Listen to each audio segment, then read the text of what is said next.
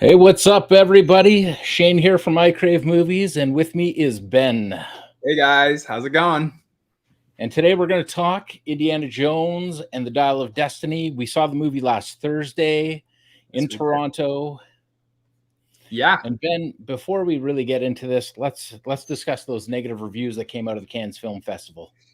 Yeah. Okay. Yeah. So if you've been following the Cannes Film Festival, you would know that this premiered and the reviews dropped, and they were not glowing, to say the least. I think it debuted with a 50 and somewhat a low 50, maybe a high 40 on Rotten Tomatoes. So it didn't get the glowing reception that maybe Disney was hoping for coming out of Cannes. So I know at least myself, that made me a little worried. Like, how was this movie going to be? Was it going to live up to the hype, or was it going to be disappointing, like those reviews would maybe seem like it would be? Yeah, and that's how I felt too when it came out. But then I also took into consideration the type of festival that Cannes is, and went, okay, do these critics really matter in the grand scheme of things?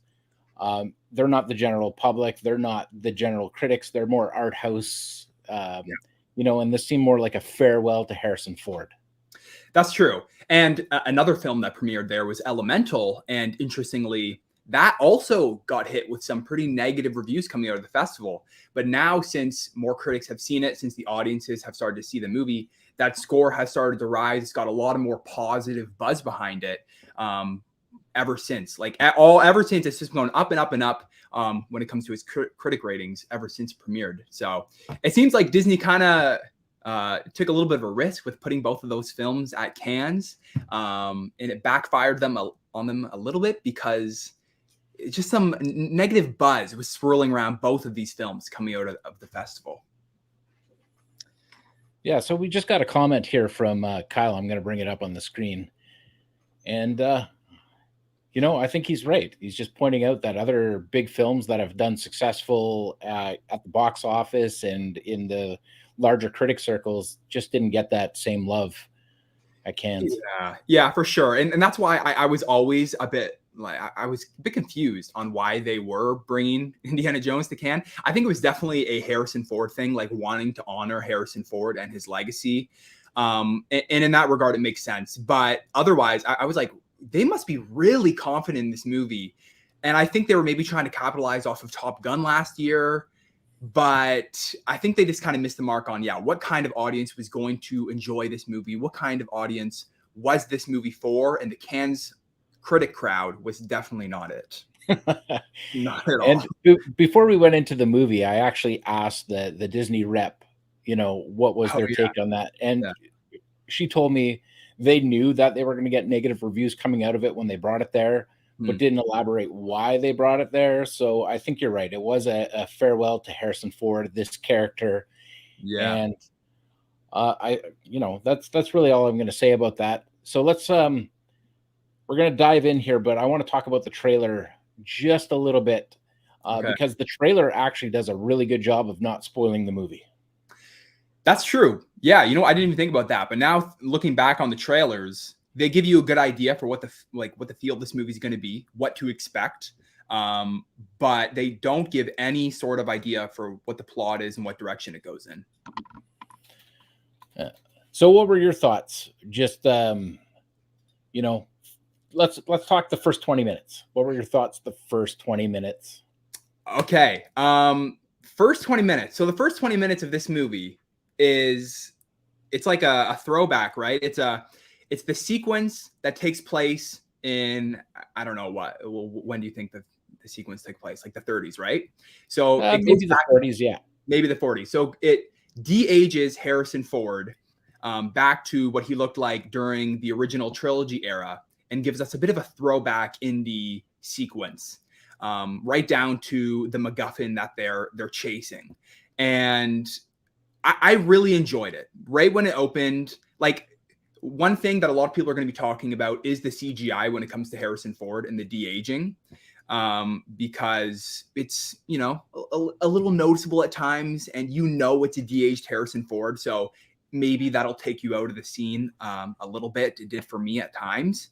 But for the most part, I thought it was a lot of fun. It was super action-packed, and instantly the film was just going. and it had a lot of momentum for it, like right off the bat.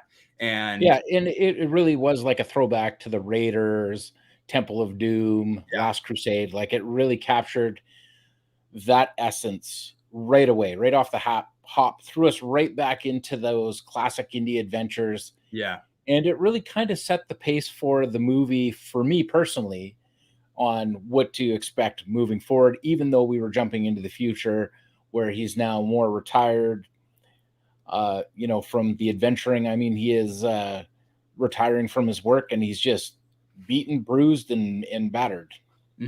yeah, exactly. And they really don't shy away from that in this movie, which is one aspect of the film overall that I liked, is that they didn't really try to just make Harrison Ford do the kind of stunts he would have done when he was, in his 40s or whatever. They understand that he's an 80-year-old man now, and they make that a part of his journey. They explore different elements of that. They explore where he is at his life and what kind of place he is in his life. That he is tired, that he's in, he's pains and stuff. Like they lean into that in a way that I think worked well. Even if it maybe made it lack a little bit of that. Like Harrison Ford can't do what he once did, right? That's right. And Yes. that when watching this film, it's like maybe they push it a little bit at times, but for the most part, they write it in a way that like it works for his age. Yes. And I like that they paid homage to the original movies as well in such a nice and beautiful way. They just worked it into the film seamlessly. And if you're, not a huge indie fan, you might have missed some of them, but there's so many throughout the film that are very well placed and just they're not forced upon you at any moment. Right. Yeah, I know lots of little callbacks and little things here and there. It's definitely a nostalgia filled movie, and they really try to capitalize on the nostalgia for the old movies throughout, for sure. Now let's talk about how well 80-year-old Harrison Ford did in this movie. I mean, he was still just as captivating as he was 30 years ago. Yeah. I thought he was great. Especially considering the fact that he is an 80-year-old man. I was impressed with what he was able to do. His acting is always phenomenal. He's Harrison Ford. So he was great. He nailed the performance. He jumped right back into it. Didn't miss a step. Yeah. No, I thought he was really good. And I thought he gave great performance. What about you? I loved it. He just jumps right into that character. He owns it. He delivers the exact same performance in every movie. Yeah, so you really do believe this is Indiana Jones. Like he's Indiana Jones from Raiders, from Tomb. Yeah. Even Kingdom of the Crystal Skull. It's the same Harrison Ford. Yeah, that's true. And I love that they brought back Sala as well. Nice welcome addition to the movie. He's in the trailer, so I'm not spoiling anything for anybody who hasn't seen it. Right. Yeah, no, he's a big part of this franchise, so I'm happy that he was back. Yeah. Close it All off. Right. What did we think of Phoebe Waller-Bridge? I liked Phoebe Waller-Bridge quite a bit. I thought she brought a different energy to this movie, she's a different kind of character than we've seen before, but you mentioned this when we were talking earlier. She's kind of like Miriam from the first movie, right? Yes. She kind of has that same type of energy.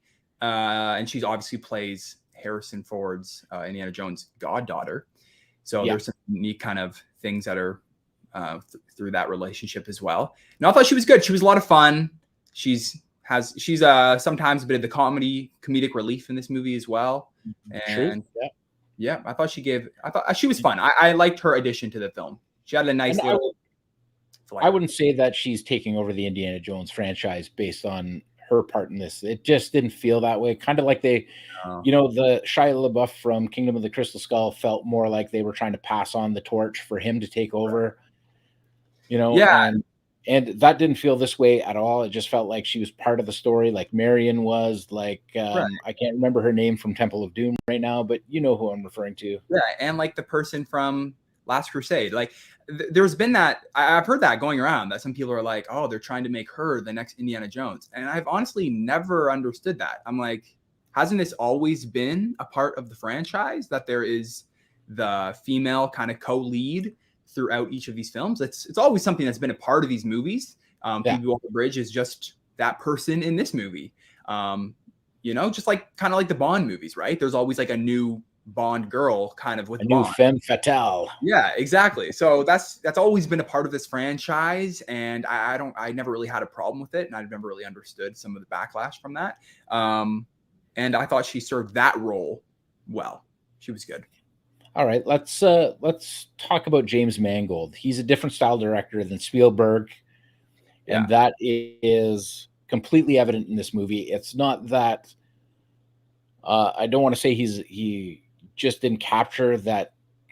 He didn't capture the style of Steven Spielberg, and that was felt throughout the movie. Yeah, so this is where some of my negatives start to creep in, because I don't think I was as positive as you were on this movie, because while it has a lot, it's a classic Indiana Jones adventure. Like, the story is there. Harrison Ford's great. It's got all the pieces. I found there was something lacking, and it lacked the spark that the original had. And obviously, you're not gonna live up to those original films. I know that's right. Yeah. That's for sure. But it did lack the spark, I found, and it lacked a bit of the energy and the essence of Indiana Jones. And I think a lot of that was through James Mangold's direction. I'm a big fan of James Mangold. Logan's fantastic. Ford v Ferrari is an incredible movie. I think, and he's such a versatile director too. He's done so many different styles of films. And I think he was, honestly, when they announced him for this movie, I thought it was perfect. He, like, even just off Logan alone, but 3:10 to Yuma, which is like a little bit of a Western. Yeah. Like, he's done everything. And I thought he was the perfect choice for this movie. And while at times, like, there were some, I could see his kind of take, and I thought he made some interesting choices. For the most part, I feel like he lacked the Spielberg magic, and just the way that Spielberg directed those original films, how he moved the camera. They were so lively and energetic and inventive just in how he moved the camera. Yeah, and it's subtle things, right, too? He just does little movements. So instead of doing a static shot, he might just transition slightly over to the side. And it just adds more character to the film. It's not just static shots. And not that James Mangold stayed still in every shot. There was some movement, but it's just little pans and rotations around the characters that just to add a little more. Yeah. It just feels like a love letter in film language, and I missed that in this one. That's probably my only negative, that it just didn't have that Spielberg touch. Yeah, Spielberg has like a kinetic energy to how he directs things, and even what he chooses to focus on, and how he stages his scenes. I just think it's masterful. Obviously, he's the GOAT. So you obviously can't expect to be on that level, but I still found this film to be it just felt a little dull in how it was directed. And I think that there could have been a lot of more interesting ways to direct some of these scenes. And they felt like just pretty like basic coverage, the most kind of bland 2023 blockbuster way to direct an action scene, the most 2023 blockbuster way to direct, these different sequences. And that's where I just was like a little frustrated, because I thought it could have been like, there was all the pieces. And if the direction was elevated, it could have really taken this film to another level. Yeah, I think it just missed the mark of being, well, we'll get into rankings in a second, but it just missed the mark of sliding into maybe one of those top 3 spots. And I don't know. That's my personal opinion, because I think anything after Raiders is interchangeable except for Crystal Skull. So what do you guys think before we jump into the rankings of the Indiana Jones movies? Which one's your favorite? Those of you that are still watching us live, leave a comment down below. Let us know. Yeah. I'd like to see that. Yeah. And one other thing I'm curious of your opinion on is the CGI, because this was my other maybe glaring negative of this film. And one of the things that kind of took me out of it was and what separates this film from those originals was the use of CGI versus the practicality of the originals. All right. So the de-aging was really good. Yeah. Until there was excessive motion. Mm-hmm. and then there was some face tracking problems that I picked up on. That Yeah. bothered me a little bit. There's a sequence on top of the train, which is obviously, um, Yeah, yeah, I know you exactly know, what shot you're talking. it looked more like a cartoon shot. Yeah, it's like that Um, is not Harrison Ford running up and on then the. there were other moments where it felt like it was more shot on a green screen and not on a practical set. And I forget exactly when this was filmed, if it was done shortly after COVID or there were still some implications in there where they just couldn't get to some of the locales that they wanted to film at. But I just felt that there was just a few instances where it just didn't feel as grand. Mhm. That's true, and I would agree with that. I thought there was a surprisingly heavy reliance on CGI during a lot of parts of this film, and that goes back to, I'm sure they had a lot of problems filming with COVID. That's one thing. Yeah.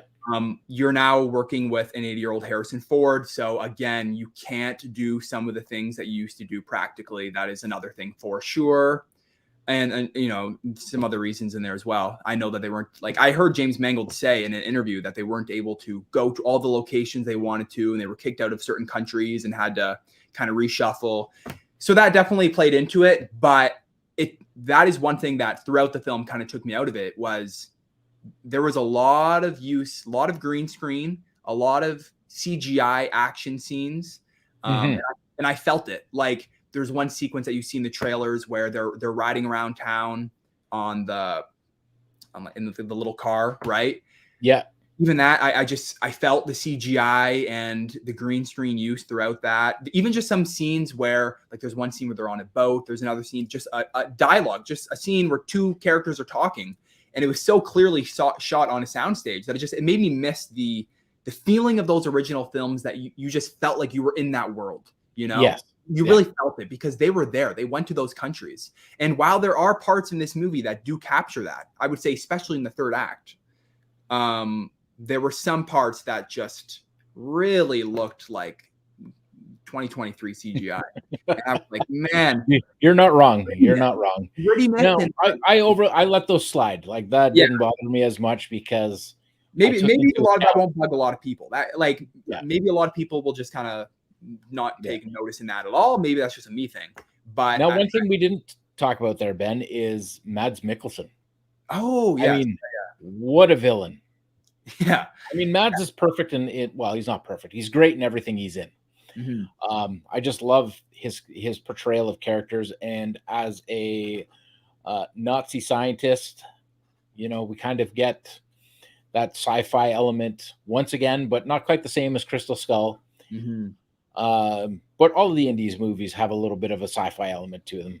Yeah, and I liked, speaking of the Nazi aspect, I like that they went back to that, because that is like been a big part of this franchise, and like it makes sense to conclude this series with another kind of Nazi thing, characters involved in that. And yeah, back to Mads Mikkelsen, he's great. He, like we were saying, he's great in everything. He kind of gives a similar type of performance in all of his movies, but I'm not going to complain because he's always good, and I always like his presence in a movie. He always adds to a movie. So I thought he was good. I liked his villain. I liked his motives. He isn't given like a ton to do, but he was every time he's on screen, you know that he's the bad guy. Yeah, exactly. Yeah, sure. I don't know. And Boyd Holbrook's character, you know, who?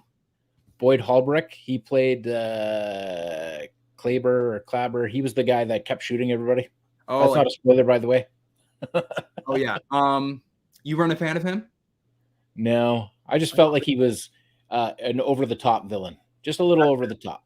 Yeah, you know, I didn't mind him. I thought sometimes he was a little fun. Like sometimes he was fun, but for the most part, he just took it that step too far. That border, you know, where there's that borderline of goofy and then fun. I felt sometimes he just crossed that line. That's fair.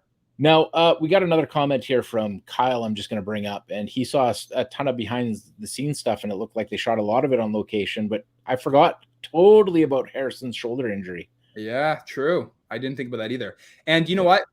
I'm sure they did. And like I said, there are some parts in this movie where I'm like, that is definitely a real location. And in those moments, it does capture the feel of the originals. Like the third act, I won't say where it takes place, but they go to a different location. And literally right when they go to that location, I'm like, okay, I can tell right now that you're actually filming here on location. I can tell that this whole sequence is on location. So there's parts in this movie where I'm sure they did. I'm sure they went to some, but there are definitely some other sequences that just kind of like a tonal whiplash. It's like, oh, now we're in a green screen.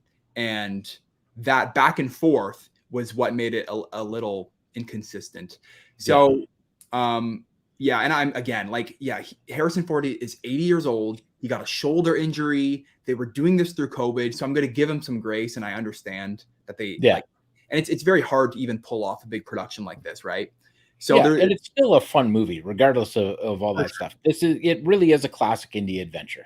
Yeah, that's the thing, right? It captures the spirit of the original and like the type of adventure that it is. Like it's very much an Indiana Jones classic adventure. If you're a fan of those original films, there's like it has all the nostalgic moments. So I think you'll have a good time. Yeah.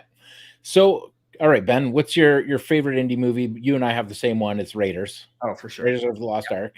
But I will say my number 2 is not far behind. I'll just say that. Okay, what's your number 2? Last Crusade. Yeah, that's my number 2 as well. Okay, so we're in agreement. Yeah, Last Crusade. I just rewatched it before. I actually rewatched the original trilogy before this movie. I watched it on Father's Day because that's the best father-son adventure movie on the planet. Yeah, you know what? It really is. It's a lot of people say it's kind of just Raiders again. I don't really agree with that. I think it's such a fun adventure. It's kind of everything you want in an action adventure movie. And then you also have that whole aspect with the father-son relationship, which adds a lot of like emotion to the movie as well.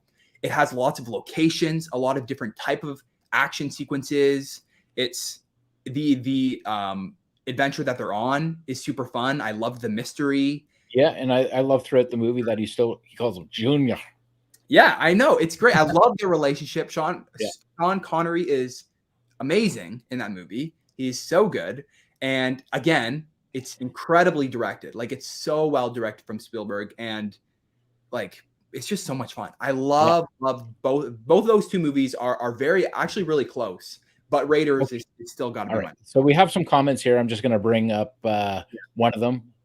April's a big fan of Raiders. Huge fan of Raiders. Let's go. And yeah, that's okay. And then we've got Petra here who put The Last Crusade first. And like you said, it's very, very close. Yeah. And Petra, I fault you on that one. That number 1. Like I actually almost put it at number 1 after rewatching it. So they're almost tied in my mind. Raiders and Last Crusade. They're both that good. I love how he put Crystal Skull last, even though he hasn't seen. Because he knows. Maybe he watched the short. Yeah, exactly. Okay, you're number 3. My number 3 is Temple of Doom. Okay, now this is where you and I are going to differ a little bit. Okay. Because I have 2 number 3s. Oh, tie. Yes. Dial of Destiny and Temple tie in my mind. And to me, they're just a little bit below. Mm-hmm. You know, it's if it had Spielberg's directorial flair, I think this would have been a solid number 3, but it just missed that mark for me just enough to put it on the same level as Temple of Doom. Yeah. Temple of Doom, I mean, the original trilogy for me is like up here, and then the other ones are like a little bit, kind of down there. But but Temple of Doom, I have a number 3, but I still really enjoy it. It's a lot of fun. It's the like most out there and kind of weird at points, and like it pulls from like the old adventure movies from like the 30s, like the most out of all the indie movies, and it draws a lot of inspiration from those. And I love how out there it is at times, and it just kind of goes for it. He just goes for it. And I still remember being like when I was younger, because this came out when I was a young child. Yeah. When they ate the monkey brains, I'm like, oh, you can actually eat those? Yeah, I know. They did. They took it to the next level. They just made that movie. It was a darker Indiana Jones, but it was still fun. The opening, let me give a shout out to the Temple of Doom opening. I Oh love yes, the opening in Shanghai, right? Is it in Shanghai? yes, right, yes. That whole sequence is incredible, and I love that opening to the film. Everything up until like with them on the plane too, it's just a lot of fun. And like I was saying, Yep. Kiwi Kwan as shortstop um, is amazing, and it was so fun seeing him reunite with Harrison Ford a month or two ago when back at D23, or I guess that was last year. Yes. That was And again incredible. on the carpet. Yeah, They and surprised each other. the three of in them this too. movie. Like Spielberg's wife, who played, I forget her name in Temple of Doom, but the femme fatale in Temple of Doom. The three of them reunited, which was just so nice to see. And he's incredible in that movie as well. And they clearly tried to do a shortstop kind of thing in the newest one with the character. Yes, I didn't even put those together, but you're right. Yeah, they were definitely harkening back to that. And let me just say, Not quite the same. I wasn't the biggest fan of that character. I'm going to be honest. I feel like they probably could have cut him from the movie, and it wouldn't have really done anything. And they were doing it because they wanted to have that, shortstop kind of element to it. But the difference too is indie sidekick character like indie sidekick. Yeah, I know. It Not just quite the same. No, not quite the same. And Koi Kwan is just so good and so likable in that role. He is so likable and just such a cute kid. I love him in that movie. So Kyle is agreeing with you about the darkness in Temple of Doom. I think that is right on the money. Like Last Crusade is the most fun. It has the best like adventure to it. It's a bit more light and fluffy, right? But Temple of Doom gets dark. It has some really high stakes, and it really goes for it. And because of that, it has some high highs, but it also maybe will have a bit lower lows than some of those other movies. Okay, so your number 4 is going to be Dial of Destiny. Yeah, and then you're going to end with the Crystal Skull as your last one, and that's my 4th, just because I had 2 3s in there. Yeah, but I will say, I haven't seen it like I was telling you this. I haven't rewatched Kingdom of the Crystal Skull in a little while. I rewatched the original 3, but not this one. So it's been a while since I've seen this movie. But I rewatched part of it, and I think it has some redeeming qualities. I think the direction is there. I think it has some really great sequences and some good moments. I just think that they maybe pushed it a bit too far with the sci-fi elements. Maybe nuking the fridge, right? The monkey swinging scene. Those were, that was a little too far out there, and they lost people in that moment, and it was hard to get them back. But it still has that indie flair and that indie love, and it is directed by Spielberg, so exactly. It's got those extra little camera movements we talked about earlier in this. But we're not going to keep you guys around too much longer here. I think we've talked enough about this. Are you excited to see this movie? I'm probably going to go see it again opening weekend. I had a lot of fun watching it. I'm going to bring the family along. I'm going to force them to watch all the other Indiana Jones movies. Nice. Yeah, definitely do that. Again. It's never a bad idea. That is never a bad idea. So, yeah. So you give it a big recommend, eh, Shane? I give it a big recommend, and if I'm going to put it as a score, I am going to give it an 8 out of 10. If I have to give it a score, like I said, I'm not as hot on this movie overall. That's fair. I was a little disappointed in it. So I'm thinking right now I'm at like a 6 or 7. I'm going to be honest with you. That's where I'm sitting right now.